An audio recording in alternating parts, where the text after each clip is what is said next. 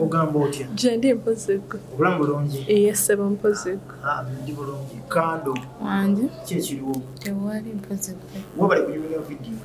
Webale kusema. Mutimiza up ne famous? Yes. Famous kyekiriwo? Tewali mpozeko oli otya? Obulamu kugamba otya? Obulamu bulungi. Kusinkana otya bana abakyala balabika obulungi abayimba obulungi? Soka be baliko. Ekirala mikwano gyange. Badde mikwano gyange. So kibadde kyangu nnyo okukola eno okusinkana ne tukola eno project okusinziira ku ebyo ebibiri. Olimba baliyita batya?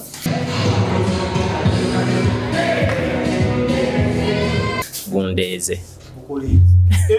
Ani yaluwandiika mulimu peni yo Kando? Kapeni katono naye okusinga omwami ono ne Nesimu. Okay. Nesimu naye yawandiika? Yes. Okay. Yabatuukirira n'abagamba atya? Nga wagambye nti tubadde tumumanyidde for some good time, so byonna bibadde byekola bwekozi. Even ogenda okukola akayimba tulina manager waffe bamuyita Raypan, twatuula wamu and we decided to work on a project with him. Audio ne mugendo wane? Ewan Nesimu. Video? SPK Films, yeah. Okay. Abayimbi we batera batuukira mwe abayimbi abalina kumanyi nga mubasinga kumanyi mubateekawo embeera nyingi, video sasula, audio sasula, twambaze mu video shoot, kibadde kitya? Tetukola ebyo, badde kukwatagana tukwasaganyiza wano ne wali femme. Yeah. Owayi bukwakulizo ki bwe bakuwa because balina okwakulizo? Tebampa bukwakulizo okusinga bo kye baŋŋamba baali baagala omuntu nga ali relatable ne waka gwe bakola and kubenga alina waka omulungi. Kikyo kye baŋŋamba sitobeera ne waka omulungi twatusobola okukola naawe.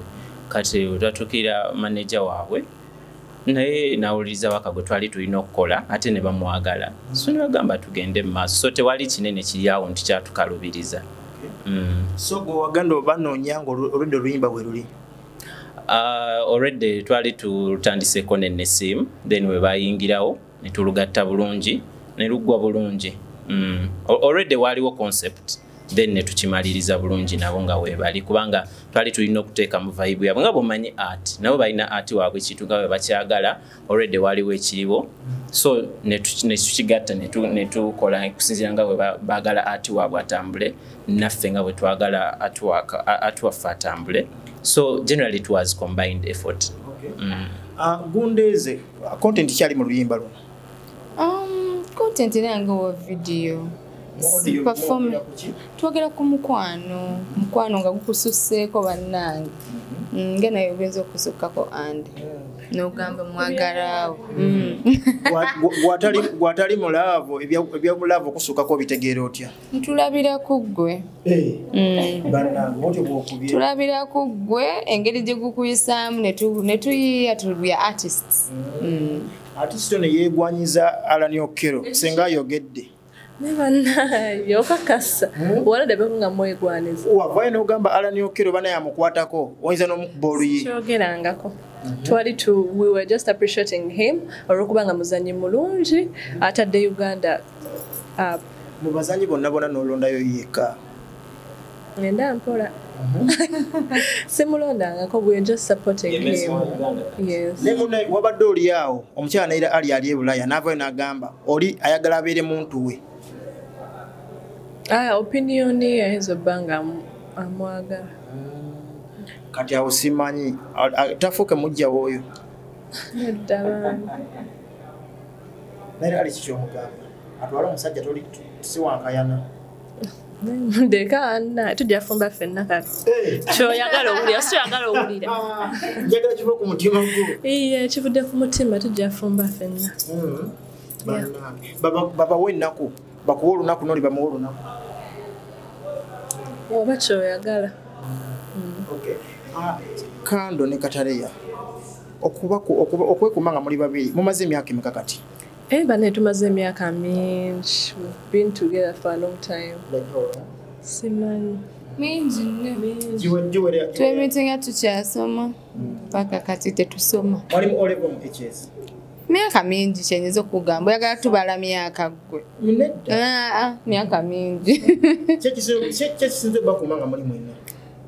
I think kwewa kitiibwa kweyagaliza kubanga oba oyagaliza muno tosaamulaba nga competition oba tosaa kumulaba nga ayina ekirungi n'owulira obubi okitegeera kwewa respect communication ti bwe mba nyina ekikoze eki nga nina ekinkyankalanyizibwa nga nina ekinkyankalanyiza tutulansi ne twogera nga tekinaba nakusukawo kyandikomye.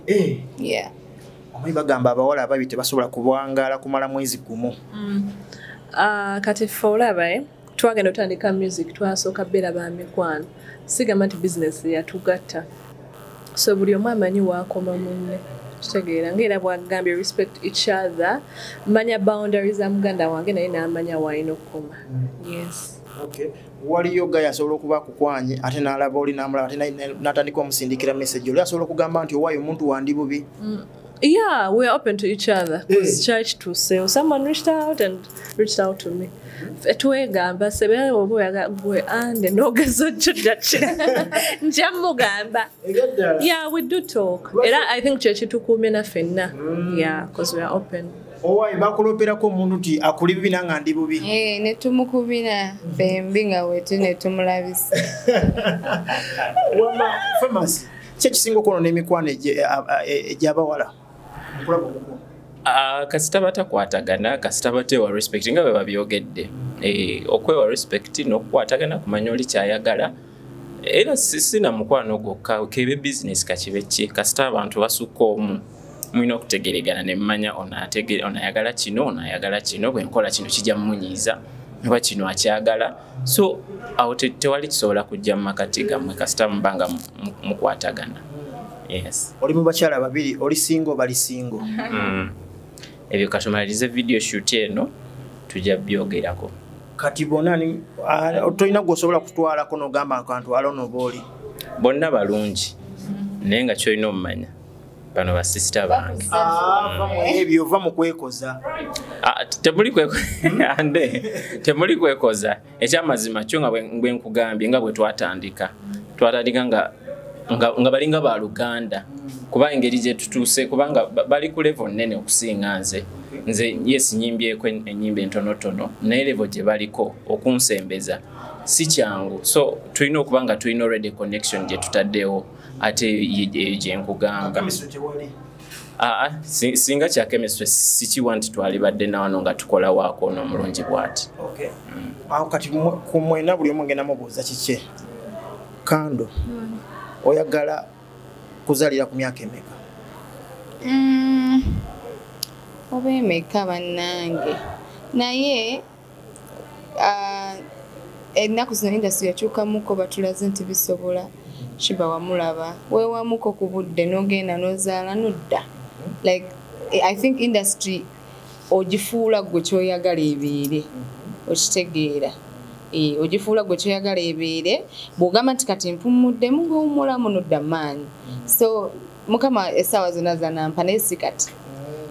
Okuzaala emyaka ng'emeka okutuusa ku oyagalira okuzaala? Mingi kasantuke ku bimu ku birooto byaffe ate twasalawo by the way tugamba abantu wano twasalawo tujja kufuna embuto omulundi gumu mukama atusaasi wallahi temulimba ggwanga kyetwandiyagadde so that we tuwummula ffenna tuwummule lumu okitegeera. Mukama mwendasi omukono lumu oba ayagala zalira ku myaka emeka? Ndi kuyita. Ng'owezezza emeka? Ndi kuyita nga ndi ready. Omusajja yandibadde ali atya qualities z'otunuulira mu musajja? Sitera kwogera quality za musajja gwe njagala because anyone can fake it. Wali abagamba tebaagala bampi nga kyoze ni Becky yakyogera n'agamba saagala mumpi.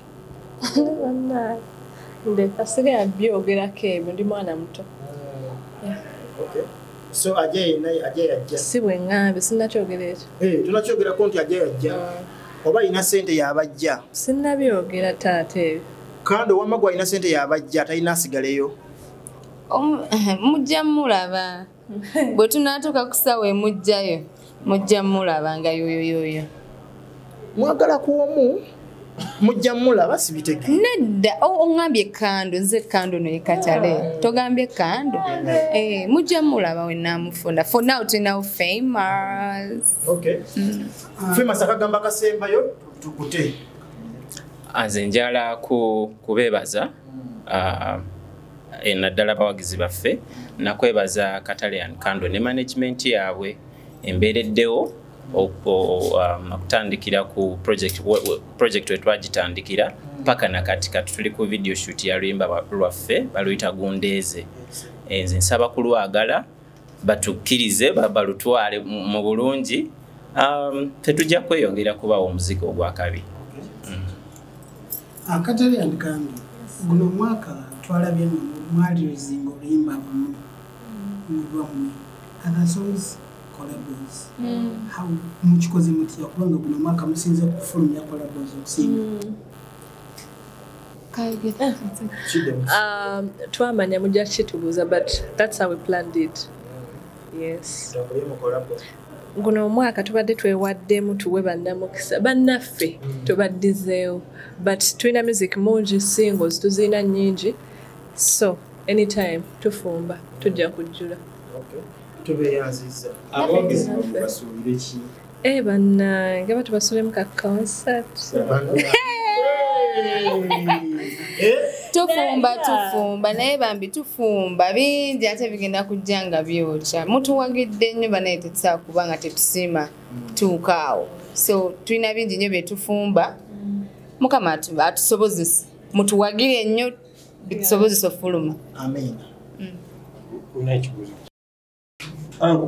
just for clarity mu industry bazemu bangaki mu industry si ddene natandika this professional work ndoza 2018 shortly nga covid tenaba kuyingira nenkolako projects ndoza ntonotono nga 3-4 then awo covid weyayingirira ebintu byonna nebyonoona bingi byayononeka nze byange kati nensooka nenva ku mulamwa gwa music n'ebirala yayonoona bingi so music nesooka nenjiwumulamuko kivola emyaka mingi naye projects ntono olwekyo omuntu watunulira n'oluyimba yo shoot engeri gyoyambaddemu engeri buli kimu ayinza okugamba nti noba wegomba Diamond Platnumz kituufu sola gamba nedda oba ye kubanga ye wakabi teri atasobola mwegomba ne kusaawa eno ndi focused ku kintu kyange ne craft gwe bwogiraba ng'eringa eya Diamond nzaani